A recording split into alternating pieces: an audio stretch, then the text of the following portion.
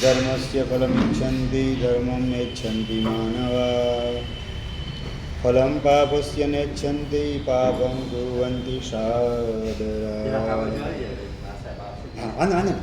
સમજે છે બધા દૂધમાં સાકર વળે ને બધા વળી જશે. હા, અનંત ઉપકારી, અનંત કલ્યાણને કરનારા, અનંત વાત્સલ્ય વરસાવનારા તારક તીર્થંકર પરમાત્માઓએ આ મંગલ શ્લોકની અંદર આપણી નબળી કડી સમજો તો બે નબળી કડીની વાત કરેલી છે. અને નંબર 2, સાચી દિશા દેખાડવાનું અને ખોટી દિશા છોડાવવાનું કામ આ મંગલ શ્લોકના માધ્યમથી કરેલું છે. જગતના તમામે તમામ જીવ એના અંતરની ઈચ્છા કઈ હિતેશભાઈ? તમે જે કંઈ પણ મહેનત કરો છો ઘરમાં દુકાનમાં, હા, સુખી થવા, બરાબર છે. બહેનો હોય કે ભાઈઓ હોય, બાળક હોય કે બુઢા હોય કે યુવાન હોય, શ્રીમંત હોય કે ગરીબ હોય, દરેકનો પ્રયાસ એક જ છે કે સુખ મળે અને દુઃખ ટળે. આ બે જ પ્લાન દરેક જીવોના હૃદયના કેન્દ્રમાં ગોઠવાયેલા છે. ક્યાંય પણ ગયા, કીડીના ભવમાં ગયા તો સુખની શોધ સાકરના કણિયામાં કરી. મકોડાના ભવમાં ગયા નીતિનભાઈ તો ત્યાં ગોળની અંદર સુખની શોધ કરી. નાનકડા બાળક તરીકે હતા ત્યારે રમકડાની અંદર સુખના દર્શન કર્યા. થોડા મોટા થાય મનીષભાઈ એટલે બોલ બેટની અંદર સુખના દર્શન. થોડા મોટા થાય એટલે સ્કૂલની અંદર પહેલો નંબર આવે એની અંદર સુખના દર્શન. અલગ અલગ ટુર્નામેન્ટ વગેરે હોય, અલગ અલગ પ્રકારની જે ટેસ્ટ લેવાતી હોય, બધાની અંદર મારો પહેલો નંબર આવવો જોઈએ. આગળ વધી અને ડિગ્રી મળે એની અંદર સુખના દર્શન. ડિગ્રી મળે પછી નોકરી મળે એમાં સુખના દર્શન. નોકરી મળે પછી છોકરી મળે એમાં સુખના દર્શન. છોકરી મળે પછી છોકરા થાય એમાં, મતલબ કે સુખના સાધન સતત બદલાય જ રાખે છે.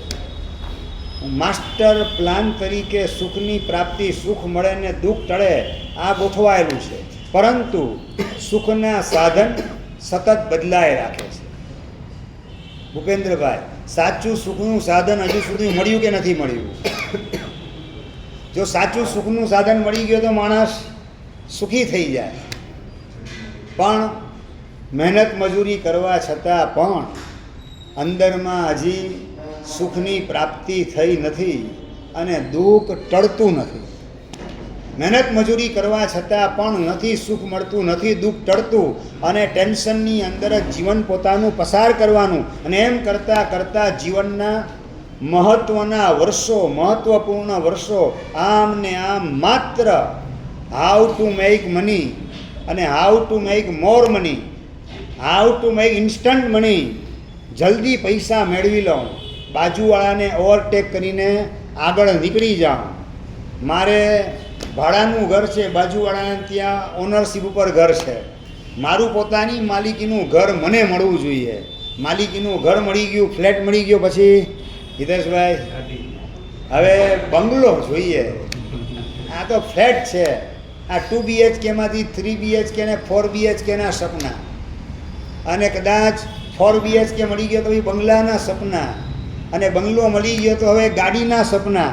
નવા નવા સપના માણસ જોઈ જ રાખે છે અને સતત દોડે જ રાખે છે, દોડે જ રાખે છે.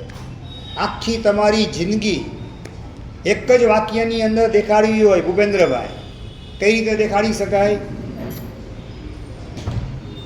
આખી જિંદગીનો સારાંશ એક જ વાક્યમાં આપવો હોય હર્ષભાઈ, કઈ રીતે?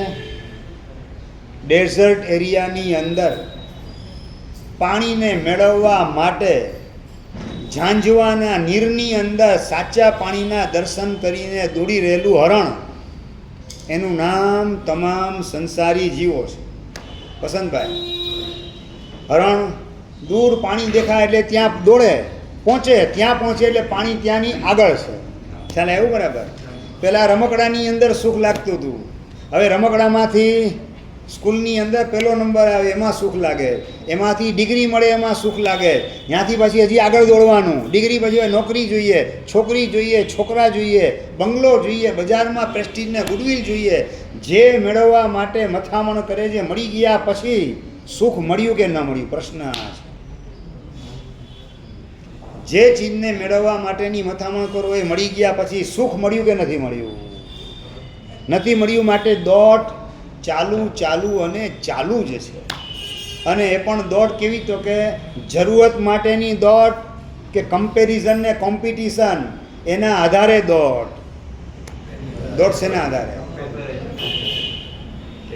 જરૂરત પોતાને છે કે નહીં એ વિચાર્યા વગર બાજુવાળાને ત્યાં આ ચીજ આવી ગઈ, મારે ત્યાં કેમ નથી આવી, બસ એ માત્ર દેખાદેખીના કારણે દોટ મૂકવાની.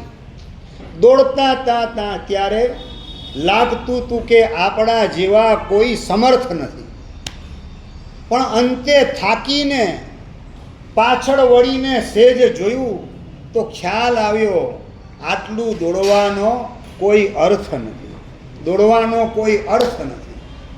આખી જિંદગી આપણે માત્ર પૈસાની પાછળ, પ્રેસ્ટીજની પાછળ, પરિવારની પાછળ માત્ર દોડવાની અંદર જ, બીજાને ઓવરટેક કરવાની અંદર જ જિંદગીના મહત્ત્વના વર્ષો આમ ને આમ વેડફી નાખ્યા. પછી જે મળ્યું એ સાર્થક કે નિરર્થક? જે પૈસા તમે મેળવો, ઘણાના જીવનની અંદર એક માસ્ટર પ્લાન ગોઠવાયેલો હોય છે, એવા પ્રકારનું એક સમીકરણ ગોઠવાયેલું હોય છે કે પૈસો છે તો જીવનમાં બધું જ છે. હર્ષભાઈ, આ જ લાઈનમાં તમે છો? શું વાત કરો છો? બહુ ડેન્જર રસ્તો છે. પૈસો છે તો બધું જ છે, આવા પ્રકારની માન્યતા એ બહુ ડેન્જરસ રસ્તા ઉપર તમને દોડાવવાનું કામ કરે છે. યાદ આવે ભાણવડનો યુવાન, ઘરની અંદર 25 કિલો સોનું પડેલું. કેટલું? 25 કિલો. ભાણવડથી મુંબઈ ગોઠવાઈ ગયેલ છે બિઝનેસની અંદર. મૂળ વતન એનું ભાણવડ, જામનગરની બાજુમાં, અને મુંબઈની અંદર 25 કિલો સોનું તો પોતાના ઘરની અંદર. એટલે બેંકમાં કેટલું હશે મનીષભાઈ, સમજી ગયા ને તમે? બેંકમાં કેટલું પડેલું હોય, જમીનમાં કેટલા રૂપિયા ગોઠવાયેલા હોય, શેરમાં કેટલું હોય, એ બધું તમે સમજી શકો એમ છો. ઘરની અંદર 25 કિલો સોનું પડેલું. પણ કોરોનાનો શિકાર બની ગયેલો એ યુવાન, કોરોના વખતે 25 કિલો સોનું હોવા છતાં પણ એ સોનું પોતાને બચાવી શક્યું નહીં. બ્રિજ કેન્ટીનની અંદર પોતાને એડમિટ થવાનું સૌભાગ્ય ન મળ્યું. નાણાવટીની અંદર તપાસ કરી, ત્યાં પણ પોતાને એડમિશન ન મળ્યું. લીલાવતીની અંદર અલગ અલગ જગ્યા, બધી જગ્યાએ તપાસ કરે. 5 લાખ, 15 લાખ ને 25 લાખ આપી દો, મને એડમિશન આપી દો હોસ્પિટલની અંદર. બધી જગ્યાએ હાઉસફુલના પાટિયા લાગેલા હોય, અને 25 કિલો સોનું ઘરમાં હોવા છતાં પણ એ યુવાન પરલોક ભેગો થઈ ગયો. 25 કિલો સોનું એને બચાવી શક્યું નહીં. પૈસો છે તો બધું જ છે એવી આપણી સમજણ, એને આપણે સાઈડની અંદર ગોઠવવાની જરૂર છે. જો પુણ્ય તમારું પરવારી ગયું તો ગમે એટલો પૈસો તમારી પાસે હોય, પૈસો તમારા કામમાં લાગશે કેટલો?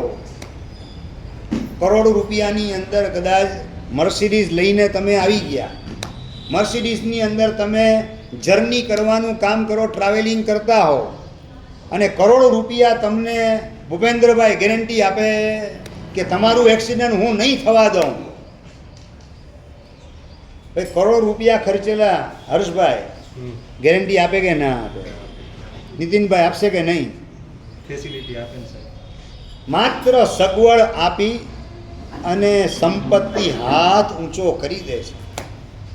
પૈસાનું કામ માત્ર સગવડ આપવાનું, માત્ર સુવિધા આપવાનું, માત્ર સાધનો તમારા સુધી પહોંચાડવાનું, આટલું જ કામ પૈસાનું. એની મર્યાદા પૂરી થઈ ગઈ. ગાડી આવી ગયા પછી ગાડીમાં તમારું એક્સિડન્ટ ન થાય એની ગેરંટી પૈસો આપે કે પુણ્ય આપે? શું વાત કરો? સમજણ બધા પાસે છે. સાધન, સગવડ ને સુવિધા પૈસો આપે, સલામતીની ગેરંટી પૈસો ના આપે, ગેરંટી પુણ્ય આપે. વધારે મહત્વનું સલામતી છે કે વધારે મહત્વનું સગવડ ને સુવિધા છે? ખરેખર તો એ સલામતી શેને બંધાયેલી છે? પુણ્યને બંધાયેલી. તો પુણ્યની પ્રાપ્તિ માટેનો પુરુષાર્થ વધારે કે પૈસાની પ્રાપ્તિનો પુરુષાર્થ વધારે? કે હમણાં તો બોલ્યા તમે. સુખ સગવડ ને સુવિધા કરતા વધારે મહત્વની ચીજ એ સેફટી છે, સુરક્ષા છે. અને એ સુરક્ષા પૈસાના આધારે નથી, પુણ્યના આધારે છે. કદાચ તમારી પાસે સુટકેસની અંદર 50 લાખ રૂપિયા ભરેલા હોય ને તમે અંધારી ગલીમાંથી જતા હો, વિનેશભાઈ, શક્ય છે કે એ જ 50 લાખ તમારા મોતનું નિમિત્ત બની જાય. પૈસો છે તો જીવનમાં બધું છે એમ સમજનારો માણસ 50 લાખ રૂપિયા પોતાની સુટકેસની અંદર અંધારી ગલીમાંથી પોતે પસાર થતો હોય અને પાછળ ગુંડો પડી જાય એટલે જે પૈસાને પોતાના સુખનું સાધન માનેલું હતું એ જ પૈસામાંથી દુઃખનો દાવાનળ, એમાંથી જ મોત અને એમાંથી દુર્ગતિનું નિર્માણ થતાં વાર લાગતી નથી. જે પૈસાને માટે આપણે પૈસો છે તો જીવનમાં બધું જ છે એમ માનીએ પણ પુણ્યમાં ગાબડું પડે ત્યારે પૈસો તમારી પાસે રહેલો કામમાં આવે તેવી શક્યતા નથી. એટલે પૈસા કરતાં વધારે પ્રાયોરિટી પુણ્યને આપવાની. કેને આપો છો પ્રાયોરિટી? રોહિતભાઈ, શું વાત કરો? હમણાં બોલો છો કે સાહેબ સેફટી એ પુણ્યને બંધાયેલી છે, સગવડ એ પૈસાને બંધાયેલી છે. સગવડ કરતાં પણ સેફટી મહત્વની છે. તમને મર્સિડીઝ કાર ઊભેલી હોય અને એમ્બેસેડર કાર ઊભેલી હોય, બે કાર બાજુમાં ગોઠવાયેલી હોય, જેમાં તમારે મુસાફરી કરવી હોય એમાં કરવાની છૂટ. હર્ષભાઈ, શેમાં મુસાફરી કરશો? મર્સિડીઝમાં બેસી ગયા અને પછી તમને સમાચાર આપવામાં આવે છે, ભાઈ એક વાત ભૂલાઈ ગઈ તમને કહેવાની, મર્સિડીઝમાં છે ને બ્રેક નથી, બ્રેક ફેલ છે, અને એમ્બેસેડરમાં બ્રેક વ્યવસ્થિત છે. હવે શું કરશો? હા દિનેશભાઈ, શું કરશું હવે? ના, તમને તો સગવડ ગમે છે. મર્સિડીઝ એસી છે, આખું એસી ગાડી મર્સિડીઝ, અને બાપુનો વટ પડી જાય એવા પ્રકારના સપના જોતા જોતા એન્ટ્રી કરી, પણ સગવડ છે, સુરક્ષા નથી. એમ્બેસેડરની અંદર એસી ગાડી નથી પણ બ્રેક છે, સુરક્ષાની ગેરંટી છે. કઈ જગ્યાએ ગોઠવાશો? રોહિતભાઈ, કઈ જગ્યાએ, કઈ ગાડીમાં? એમ્બેસેડરમાં. એમ શું વાત કરો છો? આટલી જો સમજણ તમારી પાસે છે કે સગવડ ભલે ગમે એટલી ચિક્કાર હોય, મર્સિડીઝની અંદરમાં બ્રેક જ નથી, સુરક્ષાની કોઈ ગેરંટી નથી, તો એ ગાડીની અંદર મુસાફરી કરી શકાય નહીં. પૈસાનું જીવન એટલે કે મર્સિડીઝ પણ બ્રેકલેસ, બ્રેક ફેલ છે. એની અંદર ગમે તે રસ્તે દોટ મૂકવાની, પૈસા મેળવવા માટે ઊંધું ચત્તું કરવાનું, આડું અવળું કરવાનું, કોકની આંખમાં ધૂળ નાખવાનું કામ કરવાનું, ચીટિંગ કરવાનું, માલમાં ભેળસેળ કરવાની, જીએસટીની અંદર ગડબડ કરવાની, ઇન્કમ ટેક્સની અંદર ગડબડ કરવાની, આ બધું કરવાનું. એટલે કે બ્રેકલેસ એવી કારની અંદર ગોઠવાઈ ગયા, જ્યાં કોઈ બ્રેક નથી, જ્યાં કોઈ અનુશાસન નથી, જ્યાં કોઈ કંટ્રોલ નથી પોતાની ગાડી ઉપર, પોતાના જીવન ઉપર. એવા પ્રકારની ગાડી એટલે માત્ર પૈસાને કેન્દ્રમાં રાખી અને જીવન જીવવાની પદ્ધતિ. અને મર્સિડીઝ એના બદલે બાજુમાં ગોઠવાયેલી એમ્બેસેડર, એની અંદર એસી નથી ગોઠવાયેલું પણ બ્રેક વ્યવસ્થિત છે.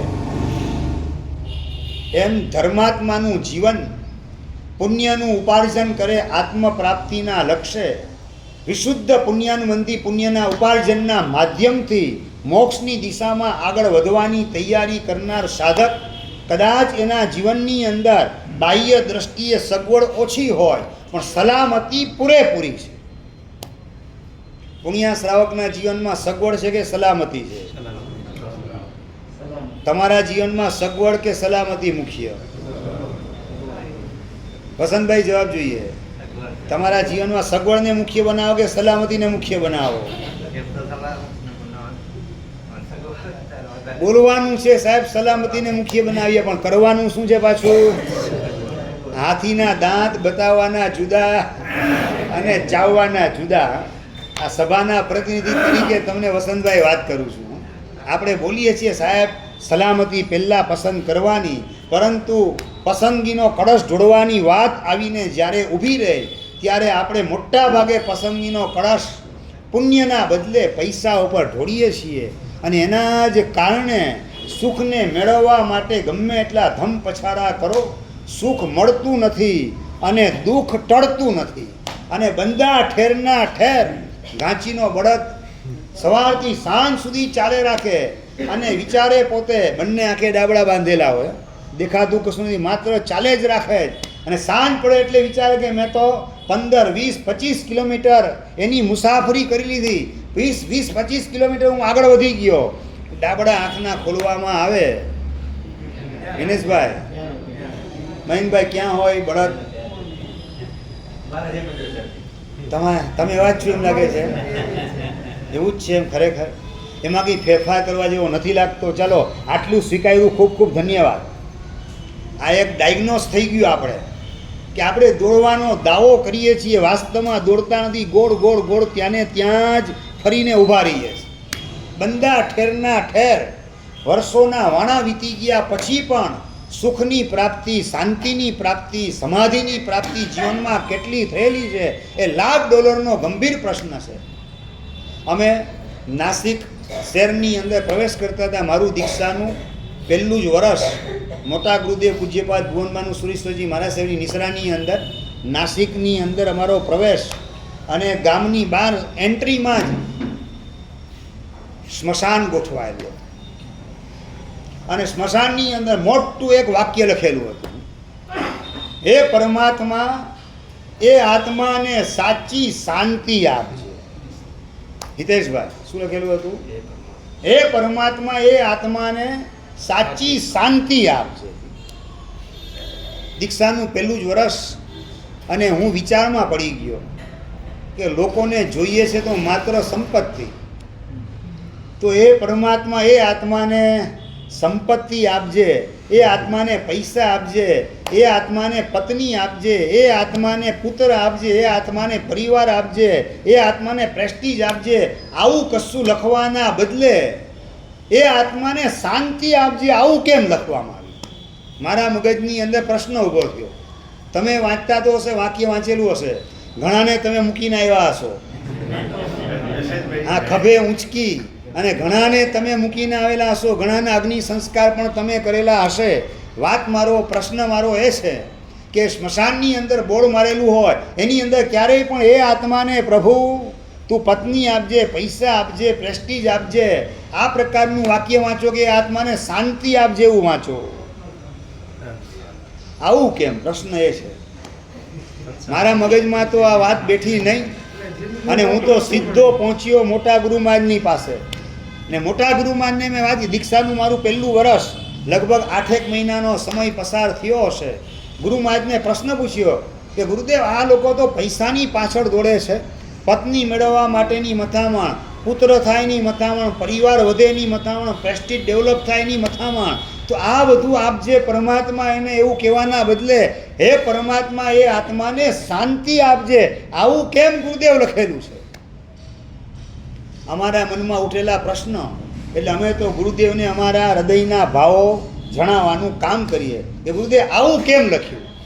અને એ વખતે દાદા ગુરુદેવ પૂજ્યપાદ ભુવનબાનું સુરેશ્વરજી મહારાજ સાહેબ એણે મને વાત કરી, યશો વિજય, એ આત્માને પૈસા આપજે, પત્ની આપજે, પરિવાર આપજે, એ બધું તો એના જીવનમાં હતું જ, એ તો એની પાસે હતું જ, પણ શાંતિ નથી. એટલે જે ન હોય એની પ્રાર્થના કરવાની હોય, એની માગણી કરવાની હોય, એના માટેના સપના જોવાના, એની ભાવના કરવાની હોય. બધું હતું, પત્ની હતી, પૈસા હતા, પુત્ર હતો, પરિવાર હતો, પ્રેસ્ટીજ હતી, બધું હોવા છતાં એના જીવનમાં શાંતિ નથી. એટલા માટે ભગવાનને પ્રાર્થના કરવામાં આવે છે, હે પરમાત્મા, એ આત્માને સાચી શાંતિ આપજે. સાચું લો, તમને શાંતિ જોઈએ કે સંપત્તિ જોઈએ? સંપત્તિ મેળવ્યા પછી, એટલે એમ કહેવા માંગે ઝેર ખાધા પછી અમૃત પીવાનું કામ કરશું. સરસ મજાની જવાબ, સરસ મજાનો છે. સભાના પ્રતિનિધિ તરીકે જવાબ છે કે સાહેબ પહેલાં ઝેર પી લઈએ, પછી અમૃત શાંતિથી સ્મશાનમાં જશું ત્યારે પીવાનું કામ કરશું.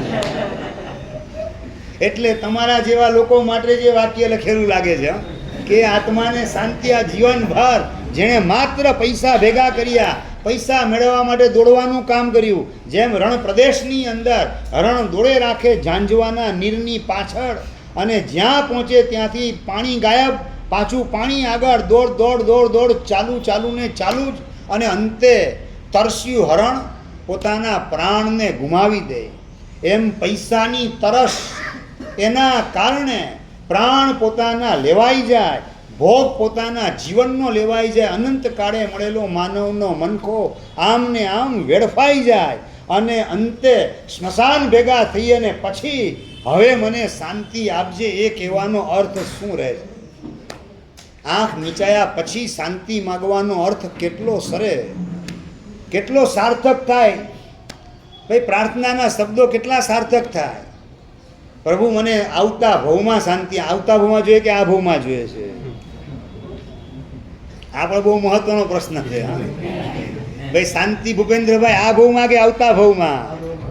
આ જ ભવમાં. તો હા, આ નવો જવાબ છે.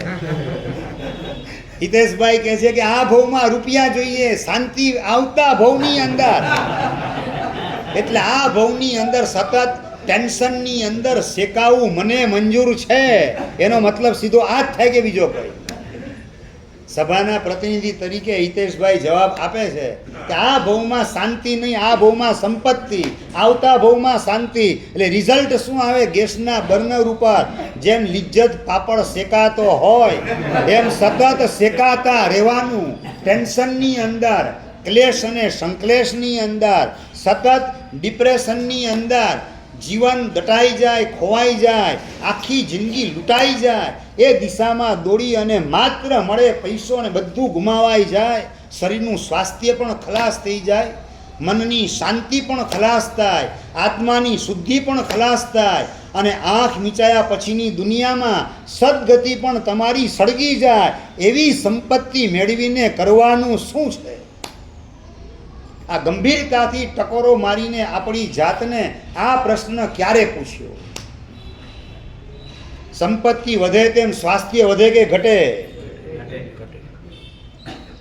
સાચું ઓલામ તમને અંગત પ્રશ્ન સીધા જાહેરમાં પૂછી લઉં કે ઝૂંપડપટ્ટીવાળાને ક્યારેય પણ આમ હાર્ટ એટેક કે બ્રેઇન એટેક કે પેરાલિસિસનો એટેક આદા રોગ આવે? એને બહુ તો શરદી, તાવ, ઉધરસ એનાથી પતી જાય બધું. નંબર 2 હાર્ટ એટેક ને બ્રેઇન એટેક આ બધા કોને આવે?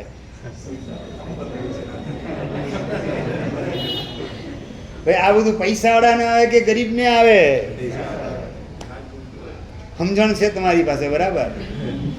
કે જેમ જેમ સંપત્તિ વધે તેમ તેમ રોગ એ પણ ઊંચી કક્ષાના આવતા જાય. ઝૂંપડપટ્ટીવાળાને ત્યાં કર્મ સત્તા વિચારે આને હું બાયપાસ મોકલું ઓપરેશન કરવા માટે, બિચારા છે જ નહીં એની પાસે, આને શરદીથી પતાવી દેવા દે, તાવથી બહુ તો મેલેરિયાથી પતાવી દેવા દે, આની પાસે હાર્ટ એટેક ને બ્રેઇન એટેક મોકલવાનો મિનિંગ નથી.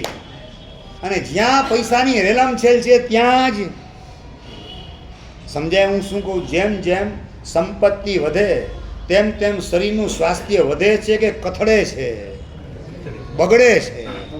આપણે માત્ર સંપત્તિ મેળવવાની પાછળ દોટ મૂકી અને શરીરનું સ્વાસ્થ્ય પણ ગુમાવ્યું, અને આગળ વધીને આપણા જીવનનું કેરેક્ટર એ પણ ખલાસ થઈને ખતમ થાય એ દિશાની અંદર દોટ મૂકવાનું કામ કર્યું. એ દિશાની અંદર કઈ રીતે આત્માની સુંદરતા પ્રગટ થઈ શકે? આપણે નાના હતા ત્યારે સ્કૂલમાં ભણતા હતા, if money is lost, nothing is lost. If health is lost, something is lost. And if character is lost, everything is lost. આજે everything is lost અને something lost એ જ ભૂમિકાની અંદર જગતના જીવો ગોઠવાયેલા છે. માત્ર પૈસાને મેળવવા ખાતર શરીરનું સ્વાસ્થ્ય પણ ખતમ કરવાનું, ખલાસ કરવાનું, મનની શાંતિ એને પણ સળગાવવાનું કામ કરવાનું, આત્માની શુદ્ધિ એને પણ દફનાવવાનું કામ કરવાનું, અને સદગતિ લાખો યોજન દૂર ફેંકાય આપણાથી, તો એવી સંપત્તિને કરવાનું શું છે? એના કરતાં જીવનની અંદર શાંતિ આવે, પ્રસન્નતા આવે, બીજાની દુઆ લેવાનું કામ થાય, બીજાને પ્રસન્ન બનાવવાનું કામ થાય, એ જ જીવન સાચું જીવન છે. આપણે બીજાના ઉપયોગમાં આવીએ એ આપણું સૌભાગ્ય, કે બીજા આપણા ઉપયોગમાં આવે એ આપણું સૌભાગ્ય? રોહિતભાઈ જવાબ જોઈએ. આપણે બીજાના, ચાલો સરસ જવાબ છે. હવે અંદરમાં ઈચ્છા કઈ, સારું શું એ તો ખબર પડી ગઈ. આપણે બીજાના ઉપયોગમાં આવીએ એ આપણું સૌભાગ્ય છે. બીજા પાસેથી આપણે આપણું કામ કઢાવવું પડે એ આપણું દુર્ભાગ્ય છે. આ તમે સમજી ગયા. હવે તમારા જીવનની અંદર કોઈ પણ વ્યક્તિ મળે, એક આ મને કામમાં શું આવશે એ વિચાર આવે, કે હું આના ઉપયોગમાં કઈ રીતે આવીશ એ વિચાર આવે? વિનેશભાઈ જવાબ જોઈએ.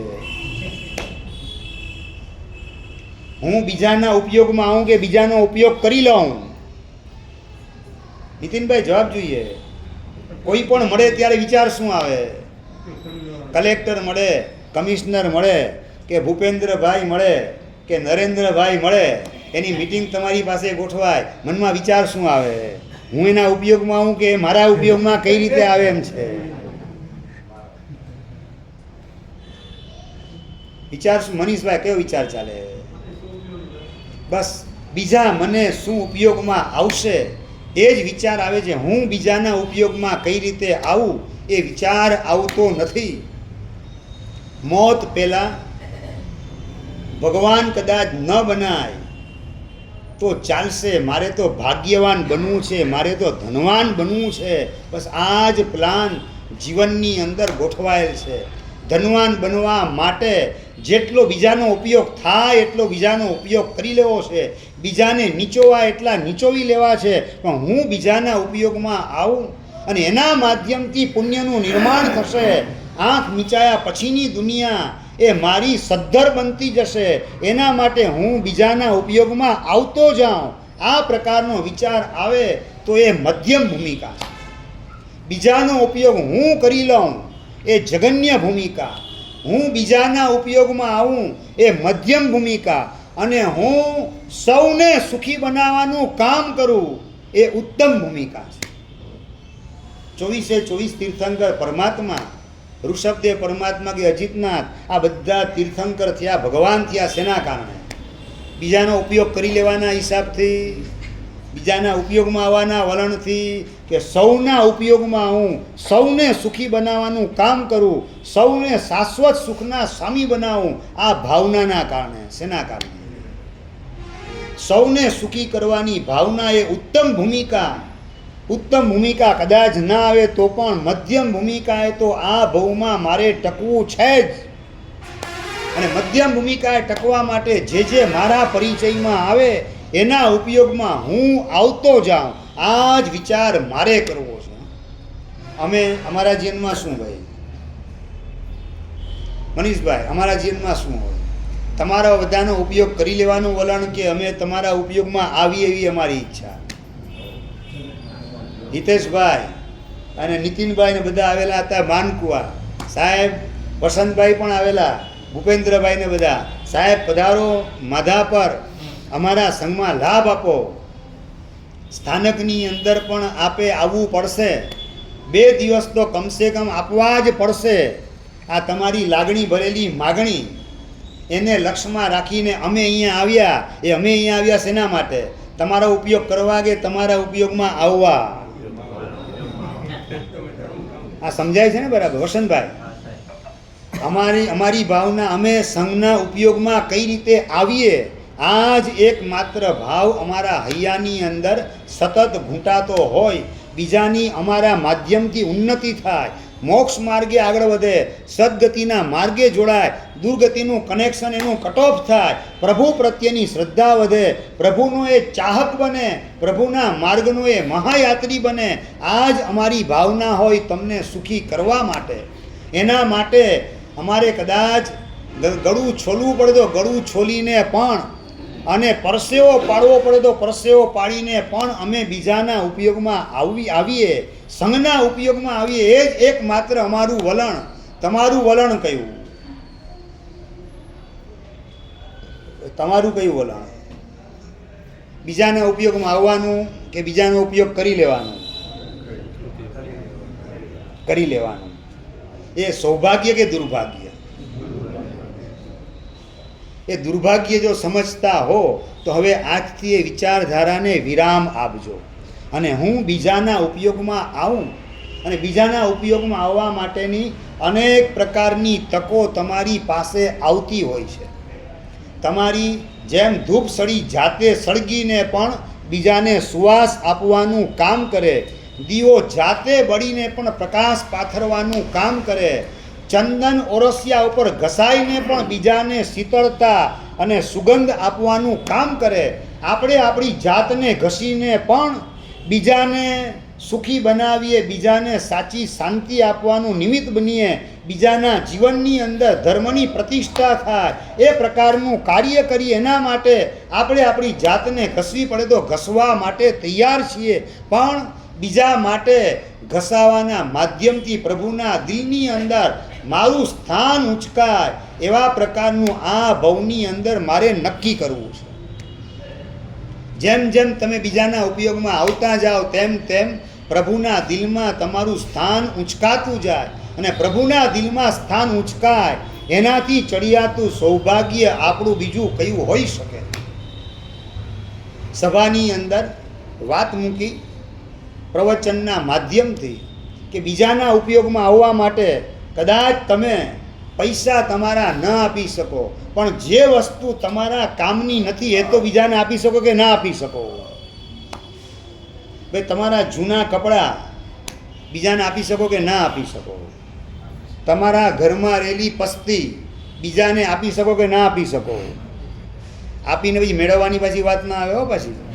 હા, તમે તો પસ્તી વેચીને પણ પૈસા મેળવો એવાની જાત છો, અને જૂના કપડાં આપીને પણ શું વાત કરો? અહીંયા ચાલુ છે, માધાપરમાં પણ આજ પ્રથા ચાલુ છે.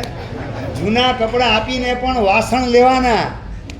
સાચું બોલો, વાસણ તમે લો એનો વાંધો નહીં, ચાલો હજી આગળની વાત. વાસણવાળી જે આવે તમારે ત્યાં સુનલો ભરીને વાસણ લઈને, અને તમે કપડાં બતાવો, આ કપડાની સામે વાસણ, એ જે આપે એટલા વાસણ લઈને ચૂપચાપ તમે એને રવાના કરી દો ને. એમાંય ડિમાન્ડ, એમાંય પાછી ક્વોન્ટિટી વધારે જોઈએ, ક્વોલિટી ઊંચી જોઈએ, અને બધું નક્કી કરી. અને એક વાર, બે વાર, ચાર વાર તો સુનલો છે બાઈ ચડાવે ને ઉતારે, ચડાવે ને ઉતારે. ત્યાં સુધી તમને હક ન વળે, ત્યાં સુધી તમને ચેન ન મળે. 4 વાર એનો હુમલો ચડાવીને ઉતારે, ના હવે તું આટલું વધારે આપી દેજે, અને છેલ્લે 4થી વાર સુનલો ઉતારે. શેઠાણી ગજબના છો તમે તો, આટલી વાર મને હેરાન કરો છો, ચડ ઉતાર કરાવો સુનલો. બધું નક્કી કર્યું, પહેલાં કરતાં વધારે ઓલી બાઈ કદાચ તૈયાર થઈ ગઈ, અને સુનલો 5મી વાર ચડાવે ને પાછી છે ને એક ચમચી ખેંચી લેવાનું કામ શેઠાણી કરે. કઈ હદે આપણે ગોઠવાયેલા છીએ એ આપણી જાતને ટકોરો મારવાની જરૂરત છે. બીજાના ઉપયોગમાં આવવાના બદલે બીજાનો કસ જેટલો કઢાય એટલો કસ કાઢી દઉં, જેટલો બીજાને ચૂસી શકાય એટલું બીજાને ચૂસવાનું કામ કરું. આ પરમાત્માના શાસનને પામ્યાનું સિમ્ટમ્સ કહેવાય. મારો પ્રશ્ન છે, પરમાત્માનું શાસન આપણે પામ્યા, જૈન ધર્મ આપણે પામ્યા, એની નિશાની છે આ કે બીજું કંઈ છે? કે જીન શાસનની બહાર આપણે ગોઠવાયેલા એના સિમ્ટમ્સ છે. કમસે કમ એટલું તો નક્કી કરો કે ભાઈ જૂના કપડાં જે છે એ બીજાને ફ્રીની અંદર આપી દેવા છે. આ રીતે વાસણ લઈ અને એના નિશાસા લેવાનું કામ આપણે કરવું નથી. બીજાને પ્રેમથી વાસણનો સુંડલો લઈને બાઈ નીકળે ને એ વખતે જૂનો સાડલો મફતમાં આપી દીધો, એવું આ સભામાં બેસેલા બહેનોને કેટલું યાદ આવે? એક પણ બેન નીકળે એવા, એક પણ ભાઈ એવા નીકળે કે જૂનું પેન્ટ કે જૂનો શર્ટ એ વાસણનો ટોપલો લઈને નીકળતી બાઈ, ભાઈ કપડાં આપો, વાસણ લઈ જાઓ. આ બૂમ પાડતા પાડતા બાઈ નીકળે ને એ વખતે તમે તમારું જૂનું પેન્ટ કે જૂનો શર્ટ કે ટી શર્ટ બાઈને બોલાવીને ફ્રીની અંદર તમે આપી દીધો હોય, એવું આ સભામાં બેસેલાથી એક વ્યક્તિ નીકળે કે ના નીકળે? શું વાત કરો છો? શેના આધારે આપણે કહી શકીએ કે આપણે ભગવાનનું શાસન પામેલા છીએ? શાંતિનાથ પરમાત્માએ તો એક ભોલાને કબૂતર જેવા પંખીને બચાવવા માટે પોતાના સાથળમાંથી માંસ ચીરી અને આપવાનું કામ કર્યું, અને એક સાથળમાંથી માંસ કાઢીને આપે છતાં પણ ઇક્વલ ન થાય એટલે બીજા સાથળનું માંસ હાથમાંથી માંસ કાઢીને આપે, અને છેલ્લે પોતે ત્રાજવાની અંદર ગોઠવાઈ ગયા.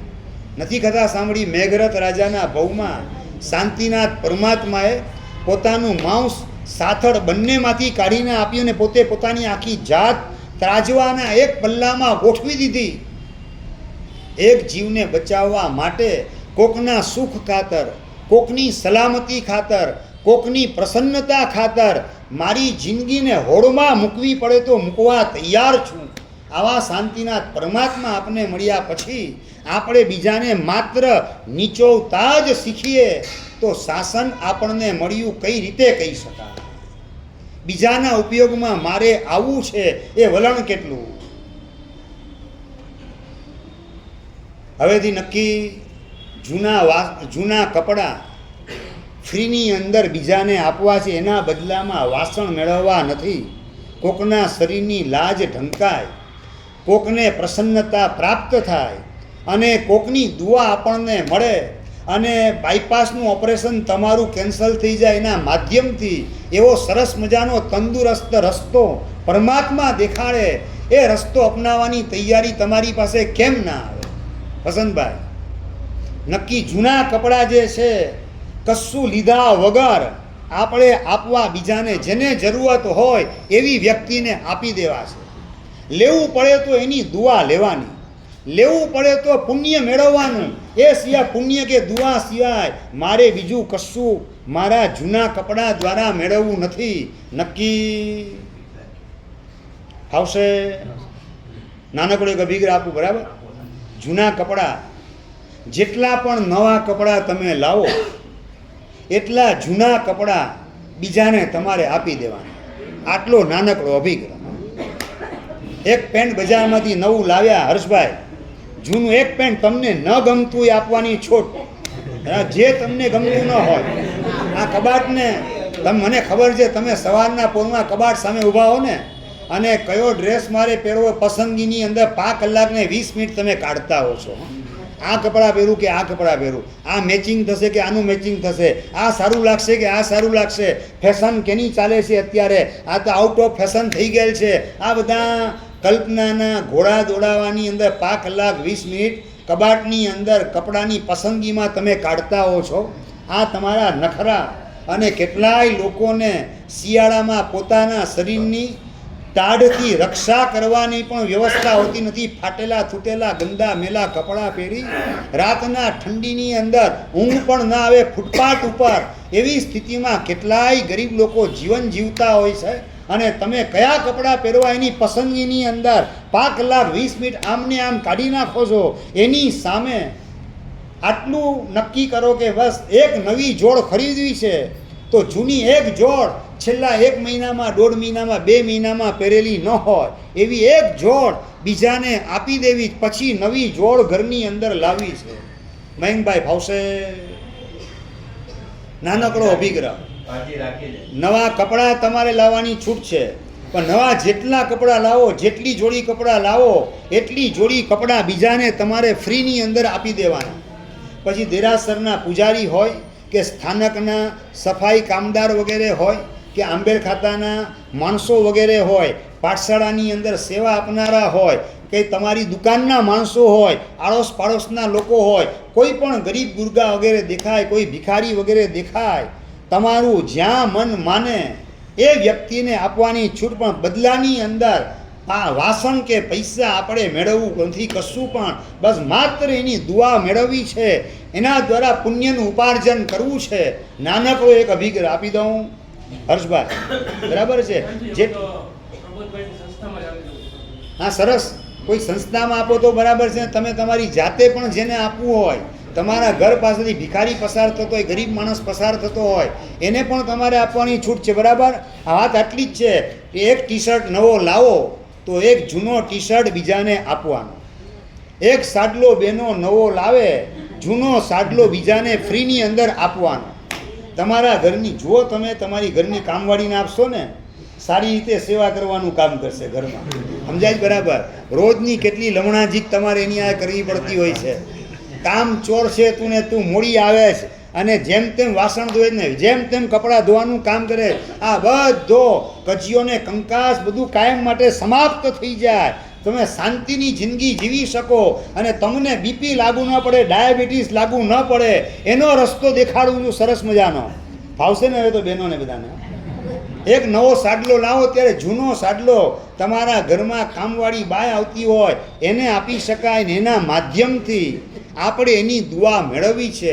એના જીવનમાં પ્રસન્નતા આવે આપણા નિમિત્તે સમજી રાખો. સાચો ધર્મી એ જ છે કે જે પોતાના સંપર્કમાં આવનારના જીવનમાં વસંત ઋતુનું નિર્માણ કરે છે. આપણે જ્યાં જઈએ ત્યાં સૌના જીવનમાં પાનખર ઋતુ જ પેદા કરવાનું કામ કરતા હોઈએ તો આપણને ધર્માત્મા તરીકે પરમાત્મા સ્વીકારવા તૈયાર થતા નથી. આપણે કોઈના જીવનમાં પાનખરનું નિર્માણ કરવું નથી. સૌના જીવનમાં વસંત ઋતુનું નિર્માણ થાય. આપણા આગમનને સૌ કોઈ ઈચ્છે. આપણા નિમિત્તે સૌની પ્રસન્નતામાં પૂરબહાર વધારો થાય એવું જીવન જીવીએ. એ જ ધન્ય જીવન છે, એ જ પવિત્ર જીવન છે અને એ જીવનના માધ્યમથી સાચા અર્થમાં ધર્માત્મા બની શકાશે. અને એવું જીવન જીવશું તો જ પરમાત્માના દિલની અંદર આપણને સ્થાન પ્રાપ્ત થઈ શકે. બાકીના કચરા ક્લાસ જીવન આપણે અનંતા ભૂતકાળમાં જીવેલા છીએ એવા જીવનની અંદર આ લાઈફને ગોઠવવી નથી. આ ભાવ એવો જીવવો છે કે જેની અંદર સૌ કોઈ આપણા પરિચયમાં આવે, એના જીવનમાં વસંત ઋતુનું નિર્માણ થતું જાય. અને કઈ રીતે? તો કે આપણે બીજાના ઉપયોગમાં આવતા જઈએ તેમ તેમ બીજાના જીવનની અંદર વસંત ઋતુનું નિર્માણ થતું જાય. બીજાનો ઉપયોગ કરી લેવાની વાત, બીજાને ઘસવાની વાત, બીજાને ચૂસવાની વાત એ બીજાના જીવનની અંદર પાનખર ઋતુનું નિર્માણ કરે છે. એમાં આપણે ભૂલે ચૂકે પણ નિમિત્ત થવું નથી. એના માટે નાનકડો એક અભિગ્રહ. બરાબર. જૂના કપડાં જેટલા નવા તમે લાવો એટલા જૂના ફ્રીની અંદર કોકને તમારે આપી દેવાના. બરાબર. આપું નાનકડો અભિગ્રહ. આવશે ને? બધાને તકલીફ નથી ને કંઈ? સરસ. ધન્યવાદ. અરિયન સખિયમ સિદ્ધ સખિયમ સાવ સખિયમ દેવ સખિયમ અપસખિયમ ધારણા બી બચ્ચે ખાય અનથાવણ સસાગણ મહત્વ ઓશ શ્રી ઓશ શ્રી રામ. ખૂબ ખૂબ ધન્યવાદ. તમને આ અભિગ્રહ આપ્યો એ જ રીતે આ અભિગ્રહ મુંબઈ ગોરેગામ ચોમાસાની અંદર આપેલો હતો, સભાની અંદર. અને 3 દિવસ પછી એક ભાગશાળી સવારના પોરમાં મારી પાસે આવ્યા અને મને વાત કરે કે સાહેબ, જીવનની અંદર પૈસાના બદલે પુણ્યને પ્રાયોરિટી આપવા માટે આપે જે અભિગ્રહ આપ્યો એ અભિગ્રહ લીધા પછી એનો અભિગ્રહનો મેં ગઈકાલે અમલ કર્યો પણ એમાં થોડોક ફેરફાર કરેલો હતો. ભૂપેન્દ્રભાઈ, જેવી તમે આમ ફેરફારની વાત અમને કરો ને બીપી વધી જાય. એટલે અમારા પેટમાં ફાળ પડે. ફેરફારે શું કર્યો? ફેરફાર આ ફેરફાર તમે કેવો કરો વસંતભાઈ? કેવો ફેરફાર?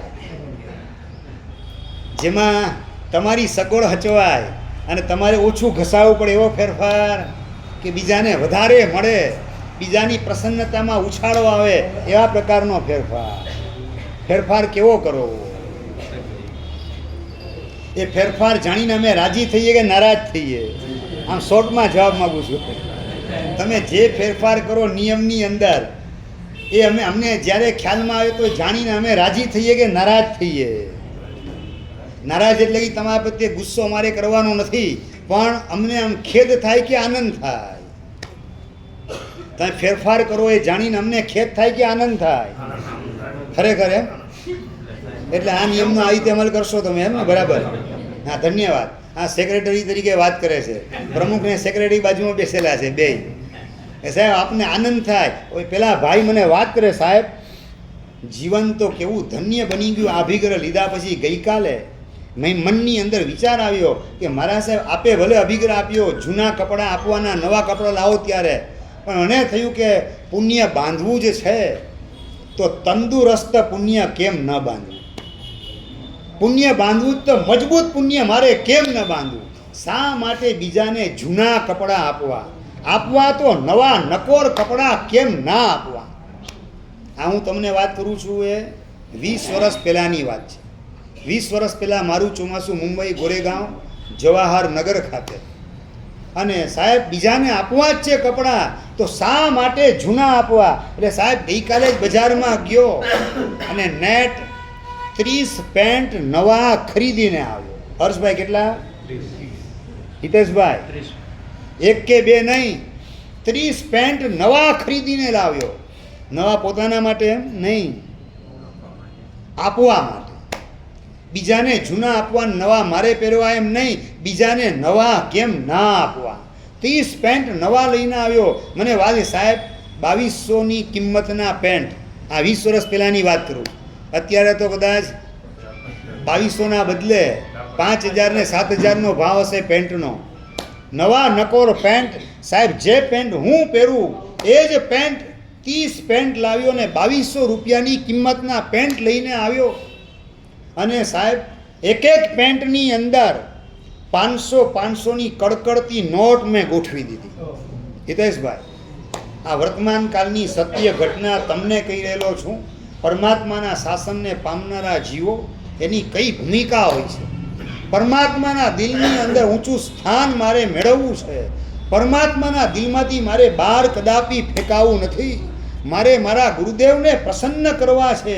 એના માટે જે કંઈ કરવું પડે એ કરવા માટે આઈ એમ ડ્યુટી બાઉન્ડ. હું બંધાયેલો છું, હું જવાબદાર છું.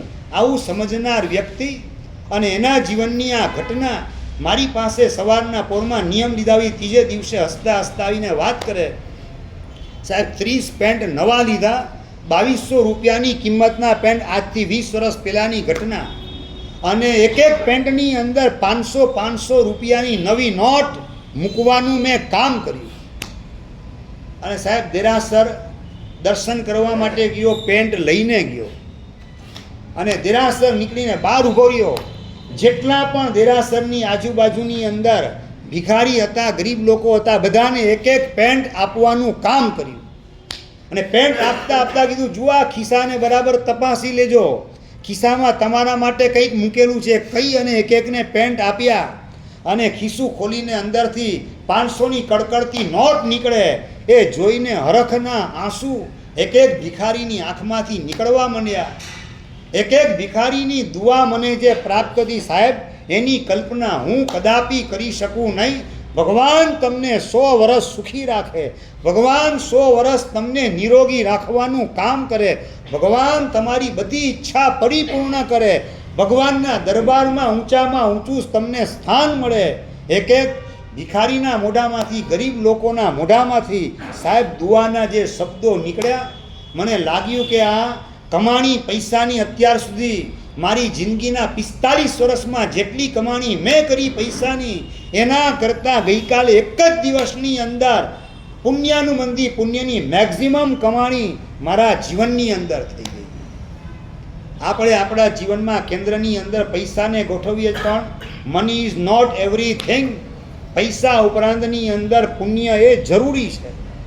પૈસા આવી ગયા પછી પણ જો પુણ્ય તમારું તકલાદી હશે, પુણ્ય સડી ગયેલું હશે, પુણ્ય નબળું હશે, તો આવેલા પૈસા પણ તમને ન શાંતિ આપે, ન સલામતી આપે, ન તમને સ્વાસ્થ્ય આપવાનું કામ કરે. સદગતિ લાખો યોજન દૂરની બની જાય તમારા માટે. એવું આપણે કરવું નથી. પૈસાના માધ્યમથી પુણ્યનું નિર્માણ કરવાની તક મારે કદાપી ગુમાવવી નથી. આવા પ્રકારનો એક અંદરનો સંકલ્પ જો તમારી પાસે હશે તો 100% મધ્યમ ભૂમિકા એટલે પુણ્યની પ્રાપ્તિ, મધ્યમ ભૂમિકાએ તમે ગોઠવાઈ જશો. 3 ભૂમિકા છે. પૈસા છે તો જીવનમાં બધું જ છે, આ જગન્ય ભૂમિકા છે. પુણ્ય છે તો જીવનમાં બધું જ છે, આ મધ્યમ ભૂમિકા સેકન્ડ ક્લાસ, અને પરમાત્મા જીવનમાં ગોઠવાયા તો બધું જ ગોઠવાઈ ગયું, આ ઉત્તમ ભૂમિકા છે. ઉત્તમ ભૂમિકાએ ગોઠવી શકાય આપણી જાતને તો બહુ સારામાં સારી વાત છે, તો કદાચ ઉત્તમ ભૂમિકાએ ન ગોઠવાઈએ, પ્રભુની એક આજ્ઞા પાડવાની તૈયારી આપણી પાસે કદાચ ન આવે. પ્રભુની આજ્ઞા છે કે ભાગશાળી તું રાતે ખાતો નહીં, રાતે ખાઈને નરકમાં જતો નહીં. આ પ્રભુની આજ્ઞા આપણે પાડવાનું કામ કરીએ. કંદમૂળ, બટેટા, ડુંગળી, લસણ, ગાજર ને સુવર્ણ ભાગશાળી આમાંનું કશું તારા જીવનમાં ગોઠવતો નહીં. આ બધાથી લાખો યોજન દૂર રહેજે. આ પ્રભુની એક આજ્ઞાને પાડવાના માધ્યમથી પ્રભુને આપણા જીવનના કેન્દ્રની અંદર પ્રતિષ્ઠિત કરીએ. આપણી ઉત્તમ ભૂમિકા છે. જેટલી પ્રભુની આજ્ઞા પાડતા જઈએ પ્રસન્નતાપૂર્વક, પૂર્ણ શ્રદ્ધા સાથે, તેમ તેમ ઉત્તમ ભૂમિકાનું ભીતરમાં નિર્માણ થતું જાય. પણ કદાચ ઉત્તમ ભૂમિકા તમારી ન હોય, એવું સત્વ અંદરમાં ન હોય, તો પણ કમસે કમ મધ્યમ ભૂમિકાએ તો મારે ટકી રહેવું છે જ. અને એ મધ્યમ ભૂમિકાએ ટકી રહેવા માટે પૈસાને પ્રાયોરિટી આપવા કરતાં પુણ્યને પ્રાયોરિટી મારે વધારે આપવી છે. ફાવશે એ પ્રાયોરિટી પૈસાને જેટલી આપો એના કરતાં પુણ્યને પ્રાયોરિટી વધારે આપવી છે. હું તમને કહું કે તમે શત્રુંજયની જાત્રા કરવા માટે ગયા હો, હિતેશભાઈ, તમે લોકો નાકોડા જાત્રા દર્શન યાત્રા માટે ગયા હતા, બરાબર ને? એ નાકોડા યાત્રા માટે ગયા ને ઇન બિટવીન વચ્ચે કોઈનો ફોન આવે બિઝનેસ માટે, ઓર્ડર નોંધાવે, ઓર્ડર નોંધો કે ના નોંધો?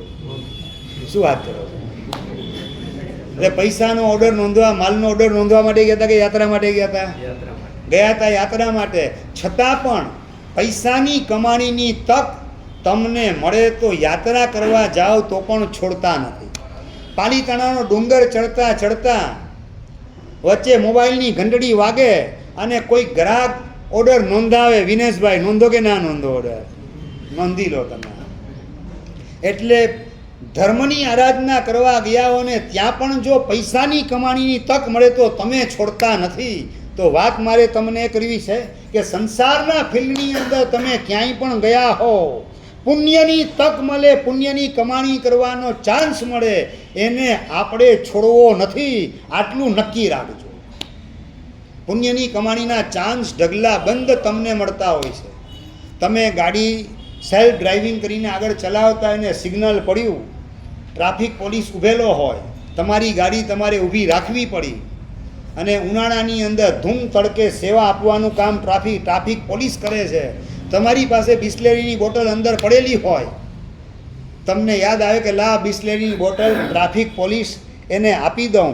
ધૂમ તડકે આ ટ્રાફિકને કંટ્રોલ કરવા માટે અહીંયા ઊભે છે, પરસે રેપ જેપ થઈ ગયેલ છે, લાવ એને પાણીની બોટલ આપું, એની આંતરડી ઠારવાનું કામ કરું, અને એને દેશજનો, નગરજનોની સેવા કરવાનો ઉત્સાહ એનો આસમાનને આંબે, એમાં હું નિમિત્ત બની જાઉં. એવા પ્રકારના ભાવથી બિસ્લેરીની બોટલ તમે ટ્રાફિક પોલીસને આપેલી હોય, એવું જિંદગી આખીમાં યાદ આવે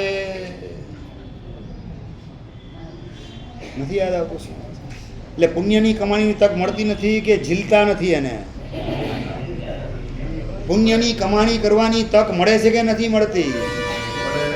તમે સિગ્નલ પાસે કે ટ્રાફિક પોલીસ પાસે ગાડી તમે તમારી ઊભી રાખી, અને એ વખતે કોઈ ભિખારીનો છોકરો દોડતો દોડતો તમારી પાસે સેટ 2 દિવસનો ભૂખ્યો છું, કંઈક આપો. એ વખતે ખિસ્સામાં હાથ જાય અને જે નોટ પહેલી હાથમાં આવે ને તમે આપી દો. એવા પ્રકારના પ્રસંગ કેટલા યાદ આવે છે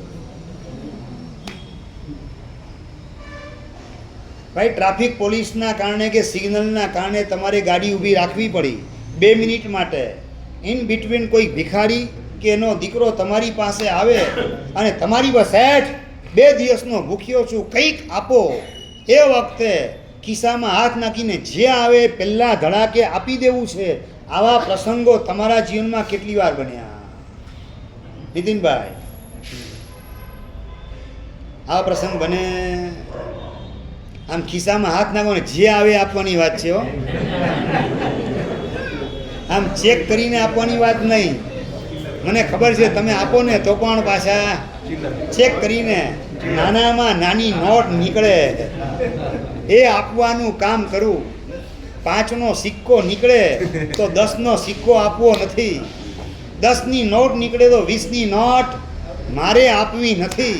એટલે જ્યાં પુણ્યની કમાણી કરવાની છે ત્યાં જ તમને સંકોચનો ભાવ જાગે છે.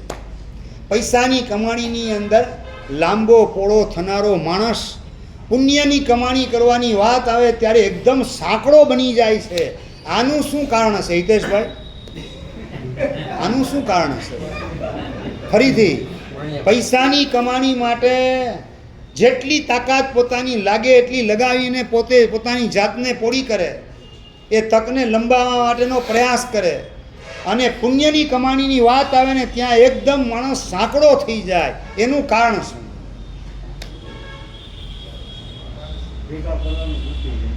એનું કારણ સાવ આમ સાચો જવાબ કહું ખોટું નહીં લાગે ને? સાચો જવાબ કહું જૈનોનો જીવ છે પૈસાથી બાંધો. એ સાચો જવાબ બોલું ખોટું નહીં લાગે ને? પાછા આવતીકાલે શિબિરમાં આવશો ને પાછા એમ નહીં થાય ને કે મારે સાહેબ બહુ કડક બોલે છે, હવે નથી જવું વ્યાખ્યાનમાં, એવું નહીં કરવાનું. રોહિતભાઈ આવશો ને પાછા આવતીકાલે? સાચો જવાબ આપું, પૈસાને તમે પ્રાયોરિટી આપો છો, પુણ્યને પ્રાયોરિટી નથી આપતા. એનું કારણ અંદરમાં પડેલી નાસ્તિકતા છે. નાસ્તિક માણસ પરલોકને માને નહીં, પુણ્યને પાપને માને નહીં, પુણ્યને પ્રાયોરિટી આપે નહીં, પરમાત્માની શ્રદ્ધા એના જીવનમાં હોય નહીં. પુણ્યને છેલ્લો નંબર અને પૈસાને પહેલો નંબર, આ નાસ્તિકનું વલણ હોય ભીતરમાં. આપણે ભલે મંદિરમાં રોજ જતા હો, સ્થાનકમાં આવીને રોજ સામાયિક કરતા હો, નવકાર મંત્રનો જાપ કરતા હો, 8મ 14ના પાખી તિથિની અંદર આંબેલ કરતા હો, પણ અંદરમાં પડેલી આ નાસ્તિકતા પૈસાને પ્રાયોરિટી અપાવે અને પુણ્યને કાયમ માટે ઇગ્નોર કરવાનું કામ કરે, પુણ્યને દૂર હડસેલવાનું કામ કરે.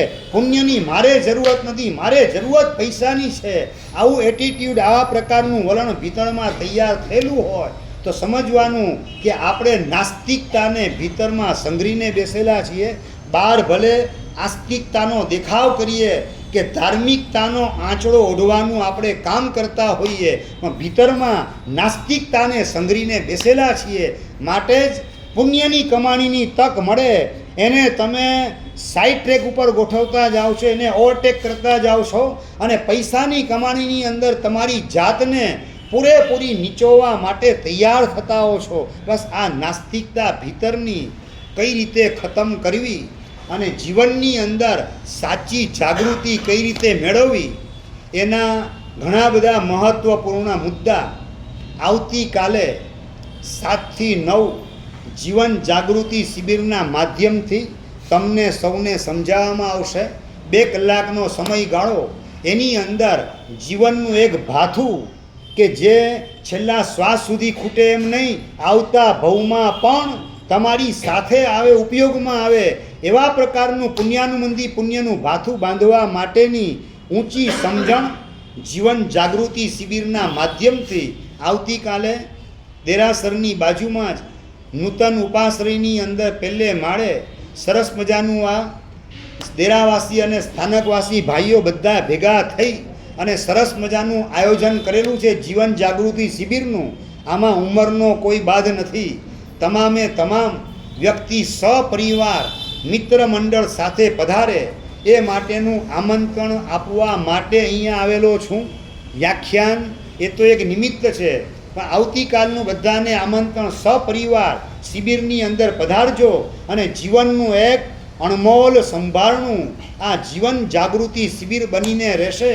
કઈ રીતે આપણે પ્રભુની નજીક પહોંચાય અને સદગતિના માધ્યમથી પરમ ગતિઓ મોક્ષ એ નજીકની અંદર આવે એ માટેની સરસ મજાની વાત, જેની અંદર આ લોક પણ આપણો શાંતિથી પસાર થાય, સમાધિપૂર્વક પસાર થાય અને પરલોક પણ આપણો સદ્ધર થાય, એવા અનેક મહત્ત્વપૂર્ણ મુદ્દાઓની વિસ્તારથી છણાવટ આવતીકાલે બરાબર સમય ખાસ નોંધી લેજો. સવારે 7 થી 9નો સમય અને સ્થળ જખ મંદિર મોટું દૂર રાખી અને ત્યાં તમને આવવા જવા તકલીફ પડે બહેનોને ભાઈઓ મોટી ઉંમરના પાસે સાહેબ ત્યાં આવું કઈ રીતે કોઈને પ્રશ્ન કંઈ નડે નહીં, એટલે અહીંયા પોતાની અનુકૂળતા વધારેમાં વધારે સચવાય. એટલે દેરાસરની બાજુમાં જ નૂતન ઉપાશ્રયની અંદર જે કોઈએ પણ ટોકન શિબિરનો લીધેલો ન હોય તો આજે આ પ્રવચન પૂરું થયા બાદ ટોકન પણ અહીંથી હિતેશભાઈ, વસંતભાઈ વગેરે પાસેથી પ્રાપ્ત થઈ શકશે અને સપરિવાર જીવન જાગૃતિ શિબિરના માધ્યમથી જીવનની અંદર એવો સમ્યક સમજણનો દીવડો પેટે કે સ્વપરને અજવાળવાનું કામ કરે એવું મંગલ સૌભાગ્ય તમારું ઉદયમાં આવે. એ જ પરમાત્માને પ્રાર્થના જીનાજ્ઞા કહેવાય તો ઈચ્છા.